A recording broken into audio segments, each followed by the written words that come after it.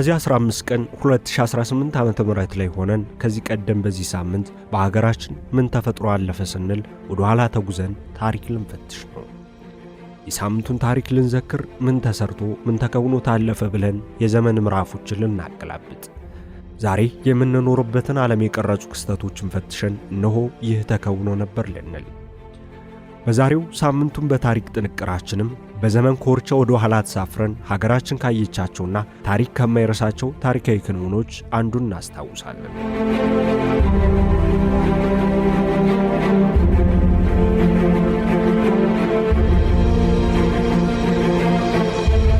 ሚያዝያ 15 ቀን 1970 ዓ.ም በዓለም የማራቶን መድረክ ላይ የኢትዮጵያን ባንዲራ ከፍ ያደረገውና የኦሎምፒክ ወርቅ ሜዳሊያ አሸናፊ የሆነው አትሌት ገዛኸኝ አበራ ይህችን ምድር ተቀላቀለ።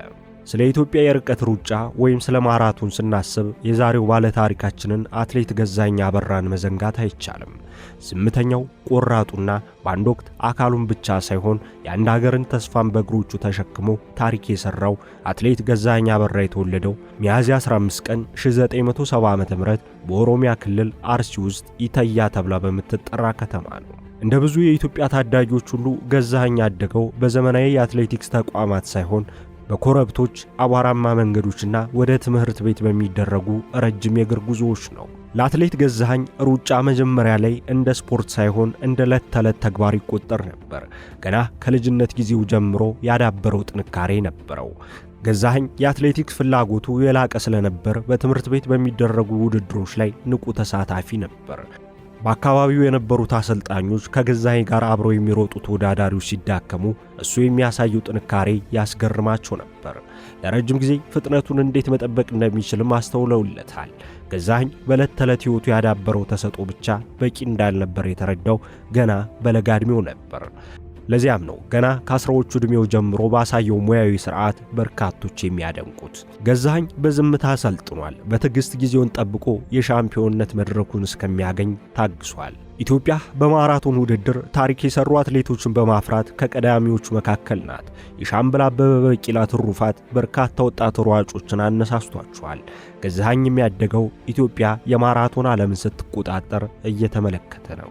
ዓለም ማራቶንን ወደ ኢትዮጵያ ኩራት ምልክትነት የቀየሩ ታሪካዊ የኦሎምፒክ ድሎችን በተለያዩ አትሌቶች አይታለች። አንድ ኢትዮጵያዊ ሯጭ በኦሎምፒክ ማራቶን የመጀመሪያ መስመር ላይ ሲሰለፍ ብቻውን ሳይሆን ታሪክን በትከሻው ላይ አድርጎ እንደሚሮጥ ያስመለከቱ በርካቶች ናቸው። እንደ አውሮፓውያን አቆጣጠር በ1990ዎቹ መጨረሻ ላይ ኦሎምፒክ ለኢትዮጵያውያን ከውድድር ባለፈ ብሔራዊ ማንነት ነበር።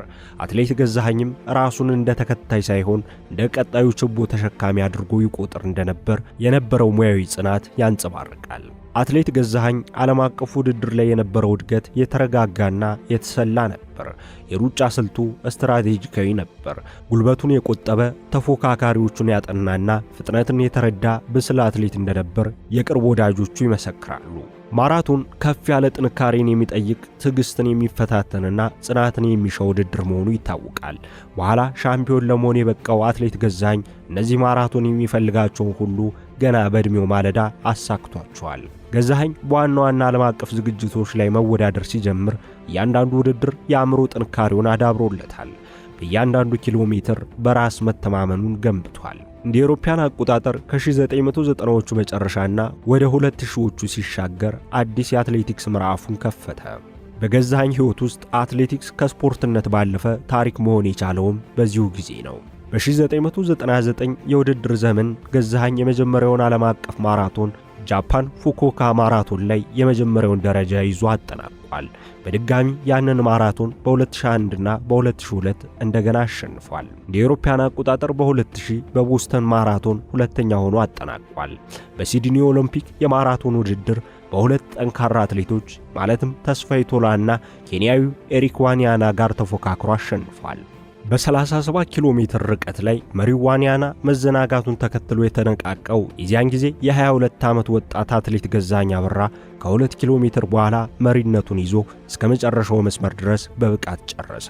ገዛኸኝ እንደ አውሮፓውያን አቆጣጠር በ1932 በሎስ አንጀለስ ይህንን ድል ካስመዘገበው ጆዋን ካርሎስ ዛባላ በኋላ በዕድሜ ትንሹ የማራቶን አሸናፊ ለመሆን ቻለ። እንደ አውሮፓውያን አቆጣጠር በ2001 ገዛኸኝ የዓለም ሻምፒዮናን በሴኮንዶች ብቻ ኬንያዊውን ሲሞን ቢዮትን በመቅደም አሸንፎ የኦሎምፒክና የዓለም ሻምፒዮና ማራቶን ድርብ አሸናፊ በመሆን በታሪክ ውስጥ ሶስተኛው ሰው ለመሆን በቅቷል።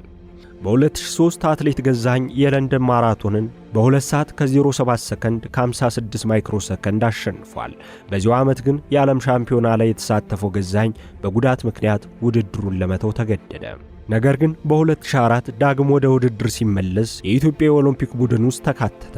ሆኖም ደርሶበት የነበረው ጉዳት ከውድድሩ ዳግም አገደው። ይህ ለአትሌት ገዛኸኝ የአትሌቲክስ ሕይወቱ መጥፎ ትዝታ ነው። ባለቤቱ እልፍነሽ ዓለሙ ግን በ2004 የኦሎምፒክ ቡድን ውስጥ ተመርጣ በሴቶች ማራቶን 4ኛ ሆና አጠናቃለች። የገዛኸኝ ተደጋጋሚ ጉዳቶች ግን የሩጫ ሕይወቱን በአንጻራዊነት በድለውታል። የኦሎምፒክ ማራቶን ከሌላው ውድድር የተለየ ነው።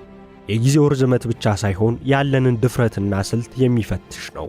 አትሌት ገዛኸኝ ያስመዘገባቸው ድሎች ለኢትዮጵያ ከሜዳሊያ በላይ ቀጣይነት ያለው ቅርስ ነበር። በተለይም ሻምበል አበበ ቢቂላና ከገዛኸኝ በፊት የነበሩት ሌሎች አትሌቶች በጽናት ባንዲራቸውን ከፍ ባደረጉበት መድረክ ተገኝቶ ድጋሚ ታሪክ መስራት እንደቻለ በተለይም ሻምበል አበበ ቢቂላና ከገዛኸኝ በፊት የነበሩት ሌሎች አትሌቶች በጽናት ባንዲራቸውን ከፍ ባደረጉበት መድረክ ተገኝቶ ድጋሚ ታሪክ መስራት እንደ ግለሰብም እንደ ብሔራዊ ጥቅምም ትልቅ ኩራት ነበር። የዓለም ሻምፒዮናን ማሸነፍ የሙያ ደረጃን የሚገልጽ ስኬት ነው። የኦሎምፒክ ወርቅ ማሸነፍ ግን ታሪክ ነው ሲሉ አትሌቶች ይገልጻሉ። ሁለቱም ካሳኩ ጥቂት ሰዎች ሆነው መገኘት ግን ክብር ነው። ያ ጽናት በአትሌት ገዛኸኝ የታሪክ ማህደር ውስጥ በደማቁ ሰፍሯል። የማራቶን ሩጫ የሥነ ልቦና ጦርነት ስለመሆኑ ጥናቶች ይጠቁማሉ። ገዛኸኝ በጫና ስር መረጋጋትን የሚጠብቅ አትሌት መሆኑ ለስኬት እንዳበቀው ይነገራል። የማንኛውም ድል አድራጊ አትሌት ጉዞ በውጣ ወረድ የተሞላ እንደሆነ እሙን ነው። በተለይም ለአፍሪካውያን አትሌቶች ውጣ ወረዶቹ የከፉ ናቸው። አትሌት ገዛኸኝ አበራ በግሉ ያሳለፋቸው የማይረሱ የድል ጊዜያት ቢኖሩትም የማይረሱ የፈተና ቀናቶችም በርካታ ናቸው። ሆኖም እነዚያ ፈተናዎች ታሪክ ከመስራት ግን አላገዱትም ነበር። እንቅፋቶችን ወደ ቁርጠኝነት በመለወጥ የሚታወቁ አትሌቱ ሙያዊ ሥርዓቱ ለወጣት አትሌቶች ምሳሌ እንዲሆን አስችሎታል። በአትሌቲክስ ረጅም ዕድሜ መኖር ከባድ ነው። ለብዙ ዓመታት ከፍተኛ አፈጻጸምን መጠበቅ ከምናብ በላይ መሥዋዕትነትን ይጠይቃል። ታላላቅ አትሌቶች በመጨረሻ ከውድድር ወደ አመራርነት ይሸጋገራሉ። ገዛኸኝ አበራም ከአትሌቲክሱ ዓለም ከራቀ በኋላ በልምዱና በስኬቱ ወጣቶችን ለማነሳሳት በአመራርነት እያገለገለ ይገኛል። በኢትዮጵያ አትሌቲክስ ፌዴሬሽን ኮሚቴ አባል በመሆን ታሪክን የማስቀጠል ኃላፊነት ተሸክሞ እየሰራ ነው። አዲሱ የኢትዮጵያ አትሌቲክስን ከፍታ የሚያረጋግጠው ትውልድ እንደ ገዛኸኝ አበራ ካሉ ታሪክ ሰሪዎች ዲሲፕሊን፣ ትዕግስትና ስልታዊ አስተሳሰብን መማር እንዳለበት ይታመናል። ተሰጥኦ ብቻ ሳይሆን ወጥ የሆነ ስልጠና፣ ትህትናና የአእምሮ ጥንካሬ ድል አድራጊዎች እንደሚፈጥሩ ከዚህ በፊት ተመልክተናል። አሁን በአመራርነት እያገለገሉ ያሉ ስኬታማ አትሌቶቻችንም ይህንን ልምድ በአዲሱ ትውልድ አእምሮ ውስጥ በማስረጽ የጠፋውን ውጤት የማስመለስ ኃላፊነት ይኖርባቸዋል። ገዛኸኝ በትህትናው የሚታወቅ አትሌት ነው። ትህትናና ትዕግስት በኢትዮጵያውያን የርቀት ሯጮች ዘንድ የተለመደ ባህሪ ነው።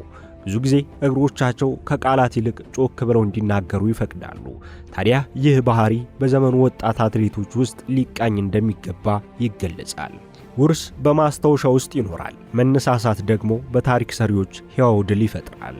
መነሳሳት ደግሞ ለታሪክ ሰሪዎች ሕያው ድል ይፈጥራል። ከአትሌት ገዛኸኝ አበራ የሕይወት ታሪክ ወጥነት፣ ትህትና፣ ትዕግስትና ጥንካሬ ተጣምረው ሲተገበሩ ሕያው የሆነ ታሪክ ሊሰራ እንደሚችል እንማራለን።